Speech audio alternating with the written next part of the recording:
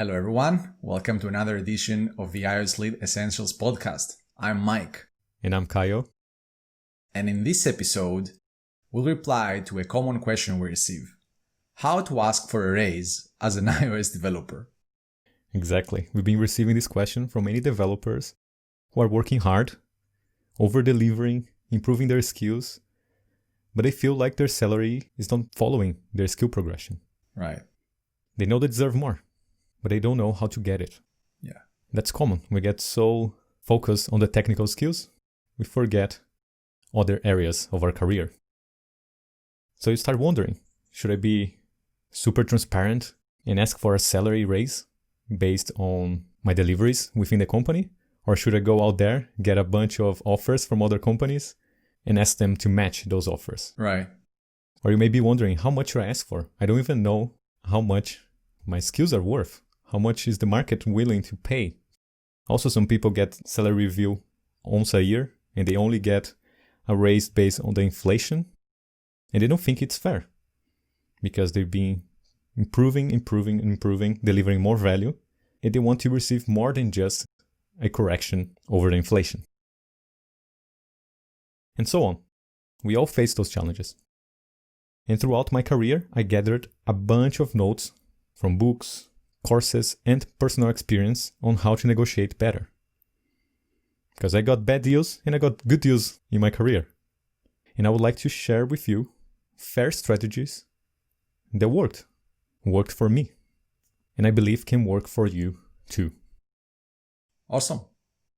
So, the first point is you need to prepare before asking for a salary raise.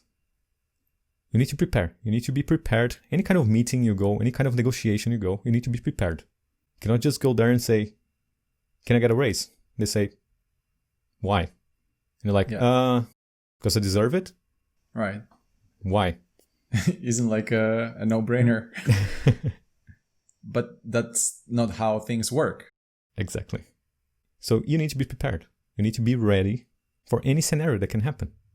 Yes. You need to be ready for a no. You need to be ready for a yes. What to do in each case. By the way, not to underestimate or undervalue the confidence and the courage required to summon yourself and go ask for a raise in the first place, right? This is a very hard thing to do. This is a taboo in our industry, Yes. Like we don't want to talk about these things, but everyone thinks about them. And as you said, like there are certain strategies that you can follow that, can make all the difference.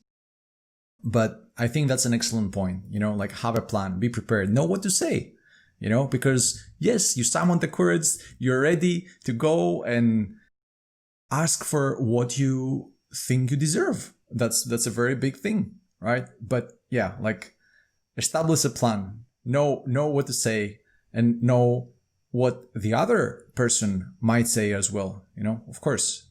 And if you prepare, you have more courage. You'll be more confident as well. It's very, very simple. If two people with the same level of contribution ask for a raise, but one is ready, prepared, and the other one is not, who is more likely to get what they want? The one who prepared. So you need to be the one who is ready, who is prepared to go through this uncomfortable negotiation, because it is. Yes. So here are 7 essential steps to prepare to any negotiation. This is from the book, Your Next 5 Moves, but you can find those steps in any negotiation book because they are essential. They are the core of getting ready to negotiate. 1. Consider the other party needs, desires, and frustrations. Remember that what motivates most people is fear, greed, or saving face. So very well put, yes. You need to understand the other party. What are their dreams? What are their fears? Because you're going to be readier to provide what they're looking for or to solve a problem they have. Mm-hmm. And understand that people usually respond better to loss than to gain. Yes. People prefer to avoid a loss than to gain something. Step 2, Anticipate what the other party will say. 3. Develop a script or outline for what you want to say. This is part of being ready. Write down what you want to say. Rehearse it. Anticipate anything the other party will say. Yeah. And 4. Role play the meeting several times to prepare for different reactions. Positive, negative. Be ready. Exactly. And throw some curveballs in there, not just the things that you think that are more likely to happen, just be ready, for tough questions. Exactly. Step 5, ask trusted advisors to point your blind spots. You can present your script, your outline, and role play with someone you trust that can point your blind spots. Thing you may be missing in there. Number 6, put yourself into the best possible frame of mind before the meeting. Actually, before anything you do, you need to put yourself in a positive frame of mind. For example, before a meeting, maybe watch some comedy. Right. Something that's gonna put you in a good mood. Yeah. Like before we record this podcast, I usually watch some comedy sketches just to put me in a positive mood. So it's important to put yourself in the best possible frame of mind for your negotiations. And step 7, build the reputation for over-delivering. This is key. If you have this reputation, people know you are valuable to the business, to the company, to the team. You are more likely to get better deals because you've built a good reputation. People want you. They want to work with you. They want you to stay there. So you have more options to stay there, to negotiate. Yeah, over-delivering all the time and others knowing about it is all you need to, you can always justify your asking for a raise or whatever it is that you want, because of that, because of the tremendous value you provide, because of the problems you solve. And not just the problems you solve, it's like how also these problems that you solve, how make your boss, your manager look like, right? Which, of course, it's gonna make him look very good. And that's part of the whole deal as well. Exactly. Help them achieve more, because if they achieve more, you achieve more. Exactly. Put that's it. Ego on the side. Yes. There. Make your boss look good, because then you will look good. That's it. So that's it. The 7 essential steps to prepare to any negotiation. Consider the other party needs, desires, and frustrations. Anticipate what they might say. Develop a script. Role play the meeting several times. Ask trusted advisors to point out your blind spots. Put yourself in the best possible frame of mind. And build a reputation for over-delivering. Yeah. So let's break down how you can get the most out of the preparation phase. One thing is essential. You need to learn negotiation techniques, because the other party will know those techniques. They would use it. Your boss is probably a good negotiator, better than you, negotiating with employees, with customers, with providers, vendors, etc. It's part of their job. So they're better at it than you. So you need to be ready as well. You need to know some negotiation techniques. There are books and courses you can take, you should take, if you want to progress in your career. So you need to learn negotiation techniques. Because 99% of people or developers we talk to, they don't know how to negotiate. That's not their area of expertise. They only need to negotiate, or they think they only need to negotiate once a year when they ask for a salary raise. Right. Some people may even feel like negotiation is a bad thing. It's like manipulating people to do something they don't want to. But we negotiate every day, not only once a year. Because negotiation is just an exchange of ideas between people that want to reach an agreement. Yes. That's what it is. There's nothing shady about it. There's nothing bad about it. Sure, you can push and be a bad negotiator that just want to take the most of everyone and never give back. But that's a different thing. Negotiation is simply, again, an exchange of ideas between people that want to reach an agreement. There's nothing shady about it, so let's break this taboo right now. You need to get good at negotiation because it's what's going to help you achieve fair agreements with others for both parties. And if you don't know even the basics, at least the basics, you probably won't get the results you expect. Because a lot of times in our careers, we're going to be dealing with tough negotiators and they're going to take everything from you. They're going to find a way. If you don't know how to negotiate, even the basics at least, you won't get the results you expect. And you may even be taken advantage of. So, what not to do when negotiating salary? 1. Don't go to extreme positions. So don't push too much upfront. For example, if you expect a 25% increase because you got a new promotion or you achieved key metrics in the business, don't start by asking double or triple your salary. If you want 25% increase, don't go crazy asking for double and triple because that's not a good strategy. This strategy, the idea behind this approach of asking a lot upfront is to get your boss to counter offer less. And then you pretend to compromise a little bit until you reach the 25% that you wanted in the first place.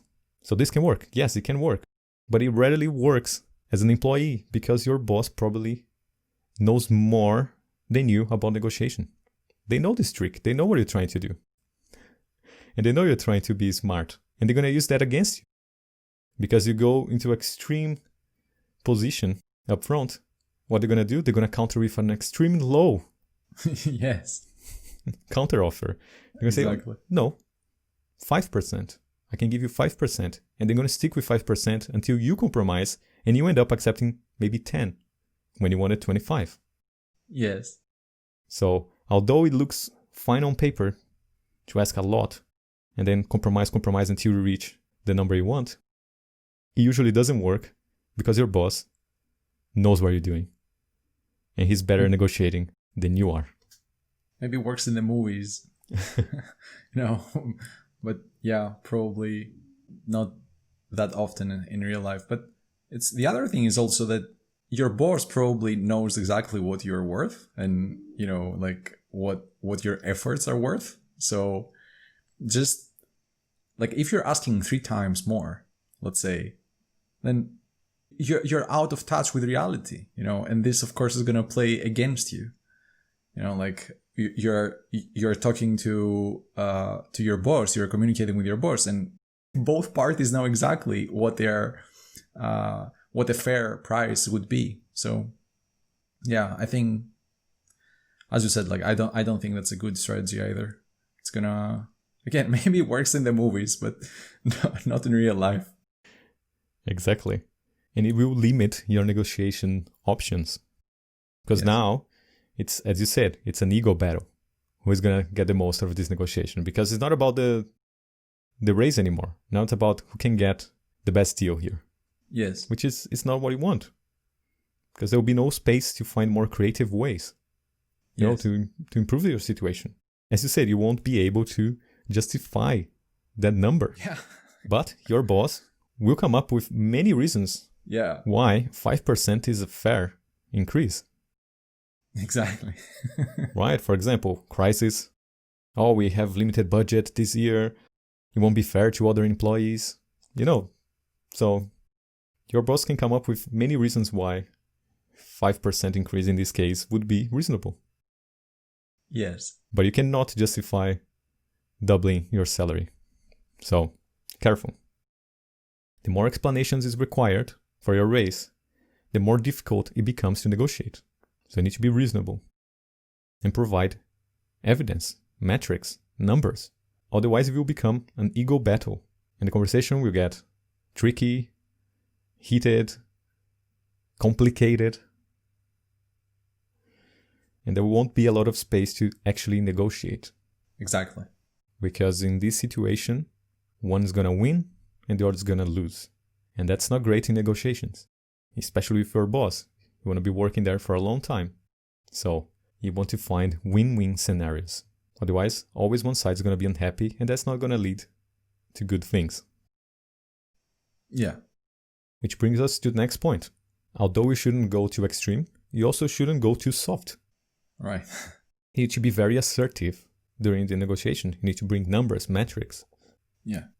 You need to track your work and the impact it has on the business. And you need to be assertive. Don't go there saying, sorry, boss, do you think one day maybe it will be possible to probably get a raise? No, yes. There's no objective. Everything's a possibility in the future, maybe somehow, but there's no metrics, there's no deadline, there's no date for it to happen. Of course, your boss say, sure, one day, maybe, possibly, yes, that's possible, but not now. Yes. So you need to be more assertive. So don't go too soft. Yeah, and this is going to happen at least in the beginning because of the fear, so you say, because if you think about like asking for a raise is something bad, is something that you don't deserve, is something like maybe the other person is going to look at me, in a certain way that, I just perceive it as bad, then you might try to ease on the whole situation by putting words like you said, like maybe one day, Yes.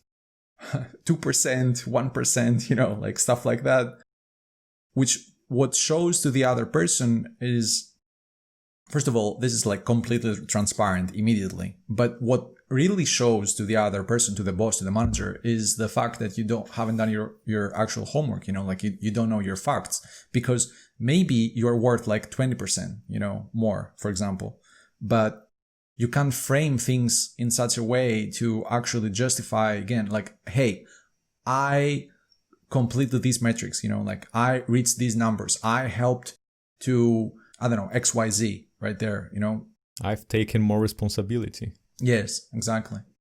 Right. So this is becoming immediately transparent that, yeah, you don't know your facts, and then this plays against you. It's not in your favor, but you think it's in your favor because you're being very, like walking on your toes there, trying not to make any cause problems, trouble, all that stuff. But that's a very big no-no. You shouldn't. It's not that there's going to be an absence of fear while doing these things, right? Fear might be there for everyone, but it doesn't matter. It's uncomfortable. Of course. Yes, exactly. I don't think anyone is, like wants to go through these things, but depending on your goals in life, of course, like you need to go through these things. And there is, again, like a recipe for how to make the most out of it. Exactly. And as you said, it shouldn't be a taboo. You shouldn't think that you're being greedy, because if you have the metrics, if you're taking more responsibility, if you are over-delivering your work, you are giving more to the business, at some point you should get back as well. Yes. So it's not about greed. It's about getting what you're worth, what you're working hard for. So don't let it be a taboo. So don't go too soft. Use metrics, and at the same time, don't accept random offers when you ask for a raise. If they offer you something below your goal, let's say 5%, again, you can say thank you and ask the criteria they used to reach the number. Yeah. Because if you understand the criteria, you might be able to raise the offer. Yeah. For example, they might say, well, it's based on the inflation. You can counter with, oh, okay, thank you. And explain that you've taken much more responsibility, as we said. I've taken much more responsibility in the last 18 months and have achieved X, Y, Z, which helped the company meet targets A, B, and C. And you can also present that a quick market research showed that developers with the same level as you make X. So you are asking for a reasonable amount. So I'm not saying that you got offers from other companies. You just check the market, and people with the same level of experience and contribution as you, they are making X. So you are asking for a reasonable amount. And make sure that you explain that I'm not looking for a position elsewhere. I want to stay here. I just want a reasonable agreement with you. Makes sense? You're not pushing and threatening to leave. Yes. Because that's going to work against you. Exactly. And don't also think about inflating the number in the market, because most probably the managers know even better than you what these numbers are truly are. So this is no opportunity to ask for more. That's it. So you need to understand the criteria used when you receive a random offer for a raise. They may also bring the word fair into play, such as, this is a fair offer. Be careful with the word fair, because fair usually makes you feel like you are being unfair. If you ask for a raise and they say, well, but this is a fair amount we are offering you, and say, also, I was saying I'm being unfair, it attacks you, so you'll automatically be defensive, and you probably will make concessions because you want to be fair. Who doesn't want to be fair? Yes. So careful when you're negotiating and someone brings the word fair into play. You need to put a word aside. You can ask them to explain how you are mistreating them. Oh, I'm sorry, can you explain how I'm being unfair? I don't want to be unfair at all. Yes. I want to find a fair agreement. So you need to get the fair word out of the picture, because it's often used to manipulate the negotiation, to put you in a defensive mode. So be careful.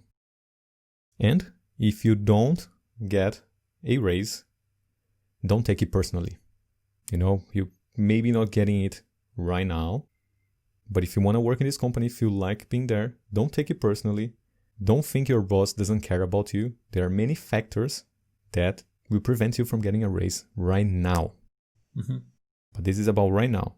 So try to understand the reasons and how you could help more the company and grow in that company. How you can grow in that company. Maybe during a time of crisis now, the company is cutting costs. They might have even fired some people, which means it will be much harder for you to get a raise when people next to you are being fired. Yes, exactly. So maybe that's not the time you will get what you need, want, or deserve. So don't take it personally. Yeah, and it's also part of the word fair, and the whole perception of the fairness of the situation. Maybe you don't get a raise and you think it's unfair, and then the business has to lay off a bunch of people, or they can't meet their obligations, and so one party says, but I deserve a raise, and the other party says, what are you talking about?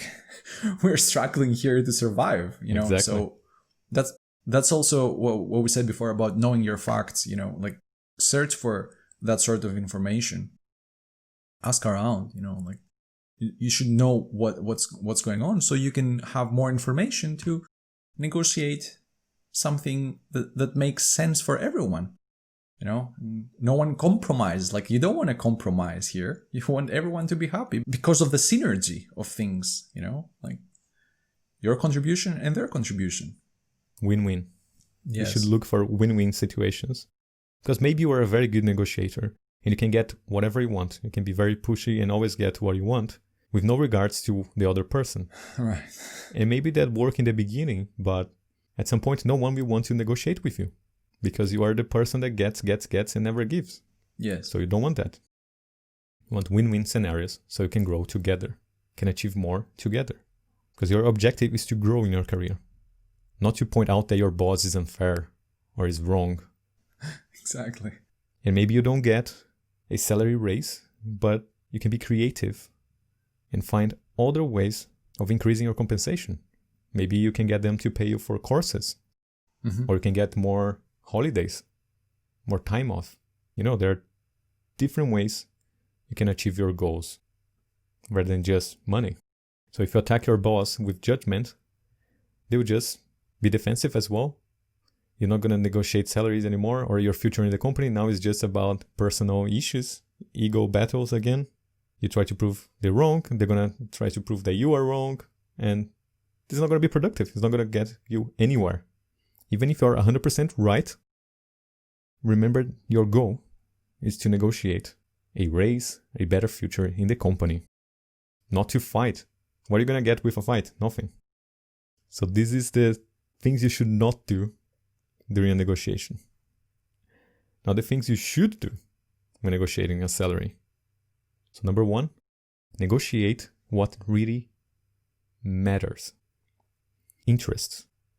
Win-win situations. So focus on what you want to achieve and be open on how to get there. Be open. Be creative. You need to understand, again, what the other party wants. Their fears, their dreams, their frustrations. So you can start by asking, what does it take to be successful here? What does it take to be successful in this company? Mm-hmm. So you learn what's important to them. Yes. Because if you know what's important to them, you can focus on delivering that. It's going to make your life so much easier. You're going to be able to provide so much more value to them. Yes.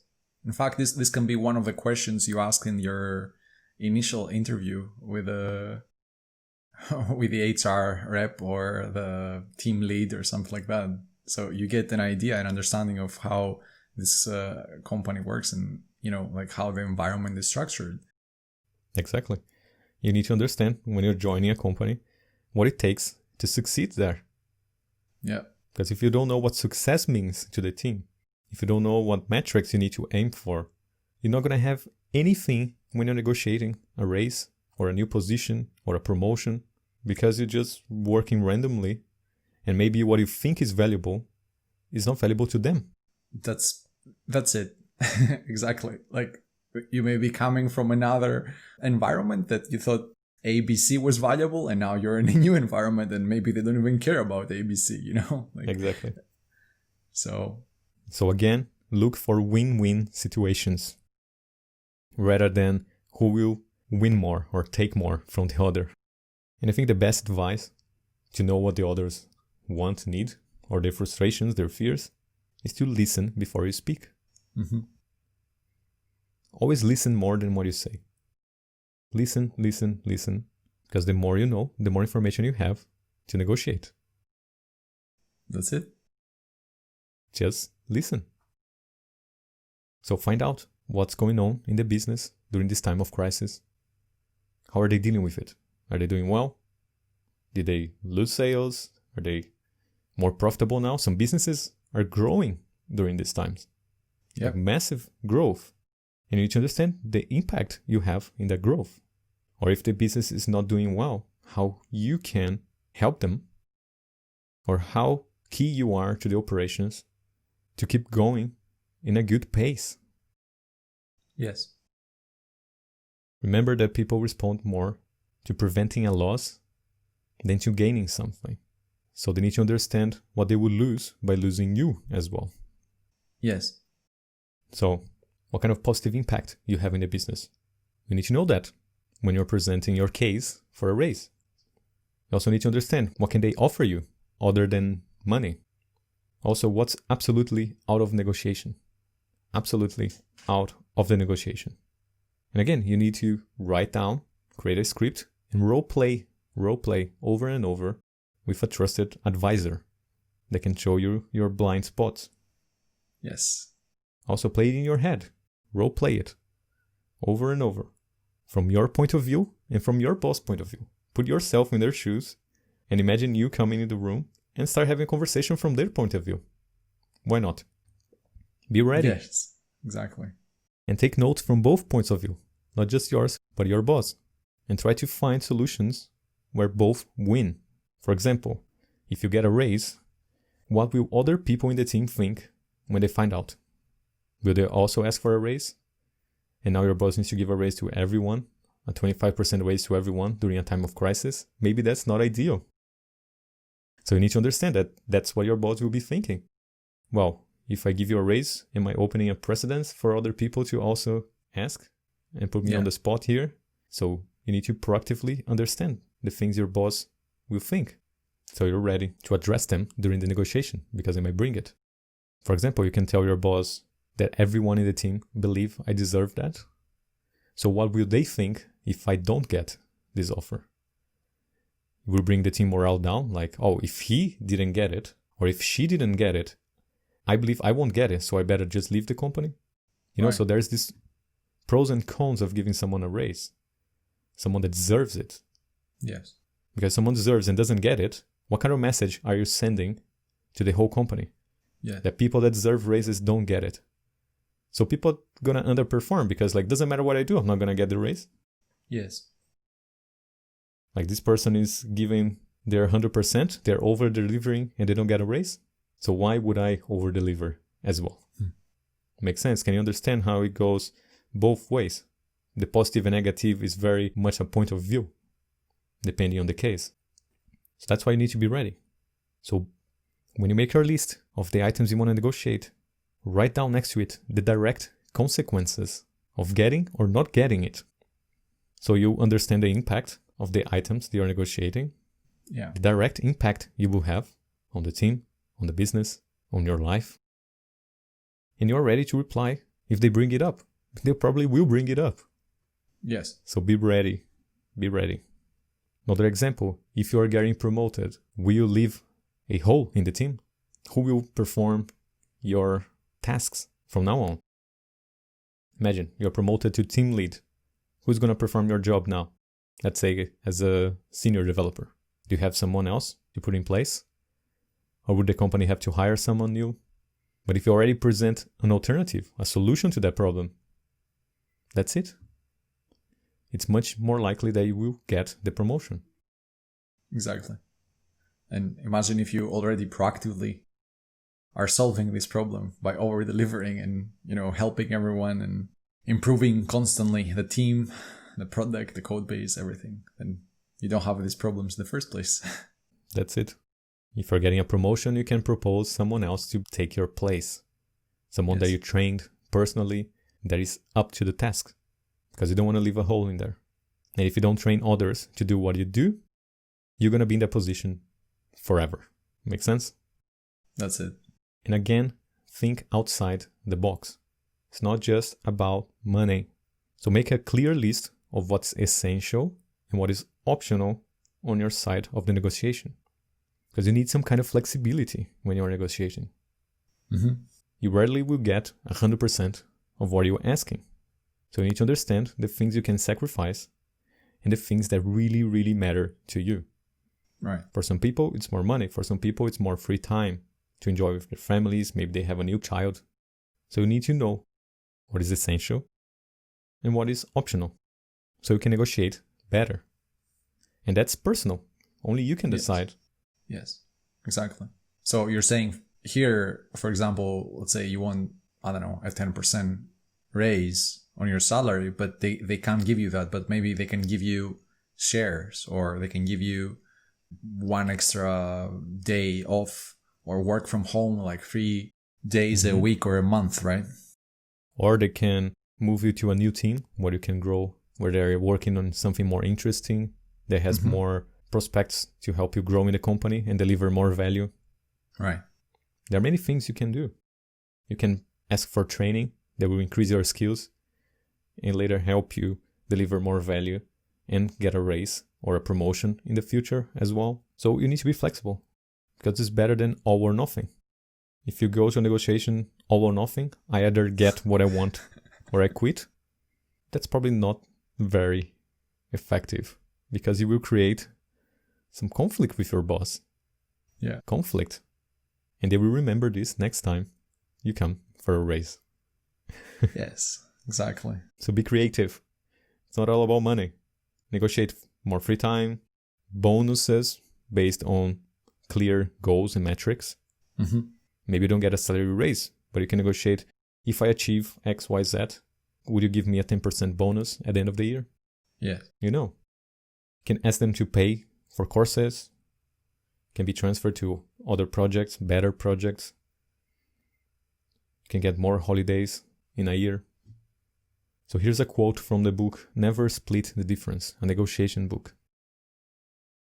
Be pleasantly persistent on non-salary terms.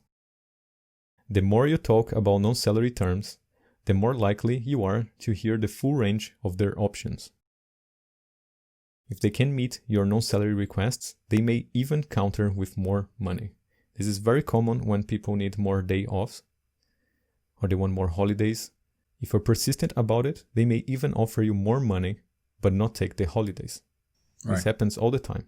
So be persistent on non-salary terms because they'll see that you're not greedy, you're just not doing things about the money. It's not just about the money. So that's going to help you open up your options. Because as long as you start a friendly discussion, you have room to negotiate win-win situations. Mm-hmm. So if you're going to negotiate with your boss and you only bring one term, which is salary, you don't have a lot of options. Right. But if you bring a list of things, some that are essential, some that are optional, you have more room to negotiate in friendly terms. So if you're expecting a 10% raise, but they offer you 5%, you can ask, what else can you offer me? Mm-hmm. Don't just take the 5%. If they say it's 5% or nothing, that's all we can do right now. There is a crisis. You can say, thank you very much. I think for now, 5% might work, but what else can you offer me? And wait, just let them speak. Yes. They will come up with other solutions. The more you know, the better. Exactly. That's it. You have your goals, your agenda. If it's not met, like you have more information now to see what you're going to do next. That's it. You can even accept a low raise right now as long as they review it in 6 months or in 3 months. Mm-hmm. You can say, okay, I understand the problems in the company right now, and I really want to stay here, really like working here. So 5% works right now, but can we review this number in 3 months? Because maybe in 3 months, the company is going to be in a better position. And I'm going to be working hard to help the company get in that position. Exactly. Because when you negotiate, you're not just negotiating the current raise. You need to negotiate the next step as well. Mm-hmm. You need to be ready for the next step. Otherwise, you negotiate a raise now, and 1 year from now, you're going to get the next raise or the next negotiation talk. No, you need to have a date for the next one and metrics on how to get there. And another thing you need to do when you're negotiating is to present your requests in order. The order matters here. It's an array. The order matters.